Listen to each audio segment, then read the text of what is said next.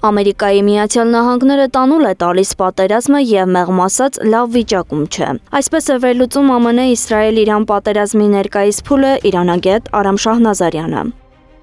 Շատ լուրջ ծախսատար պատերազմ է Միացյալ Նահանգների համար։ Եթե չեմ սխալվում, մինչ այժմ Միացյալ Նահանգները սպառել է մոտավորապես ծախսել է մոտավորապես $20 միլիարդ, եթե ոչ ավելի, այս պատերազմի վրա եւ նորից իր սահմանած նպատակներին չի հասել։ Մինչ Նեթանյահուն հայտարարում է, որ պատերազմը միգուցե սպասվածից շուտ ավարտվի, Պենտագոնը պատրաստվում է լրացուցիչ $200 միլիարդ խնդրել կոնգրեսից։ Մեզ պետք են այդ միջոցները բազմաթիվ պատճառներով, աշխարհը շատ անկայուն է։ Իրանագետն ուշադրություն է հրավիրում նաև այն հանգամանքի վրա, որ Թրամփն այս ընթացքում աչքի է ընկել հակասական տեսակետներով, ինչը նշանակում է, որ գործերը լավ չեն։ Լուրջ խնդիրներ կան ռազմական արսենալի սպառման առումով, հիմա արդեն հենց արևմտյան մամուլում վերլուծական հոդվածներ են հայտնվում, թե ինչ երկար ժամանակ է պահանջվելու Միացյալ Նահանգների ռազմաարդյունաբերական, այսպես կոչված կառույցներից, որպեսզի կարողանան համալրել այն ինչ որ կորցրել են այս 20-օրյա պատերազմում։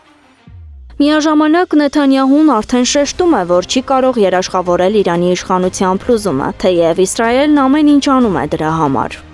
Մենք ոչնչացրել ենք Կասպից ծովում Իրանի ամբողջ նավատորմը։ Իրանը փորձում է շանտաժի ենթարկել աշխարհին, փակելով Հորմուզի նեղուցը, դա չի ստացվի։ Չնայած Թել Ավիվի հաղթական հայտարարություններին, իրանագետը պնդում է, որ Իսրայելի ռազմական ներուժը ջլատված է։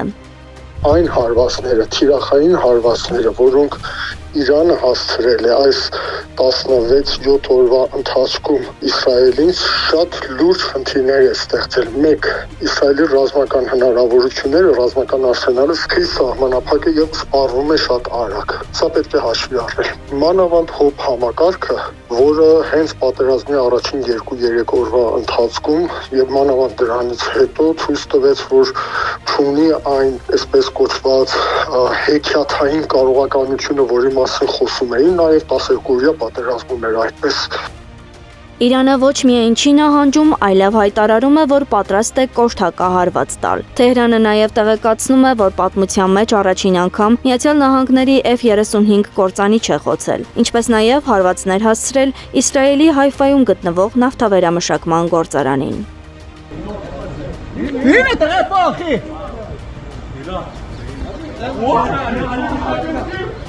Իսկ երբ կավարտվի պատերազմը։ Ես չեմ կարծում, որ մոտ ապագայում մենք տեսանելի ապագայում առաջիկա 2-3-4 անգամ մեկ շաբաթվա ընթացքում մենք պատերազմական գործողությունների ավարտի ականատեսը կլինենք, ոչ դրանք դեռ շարունակվելու են։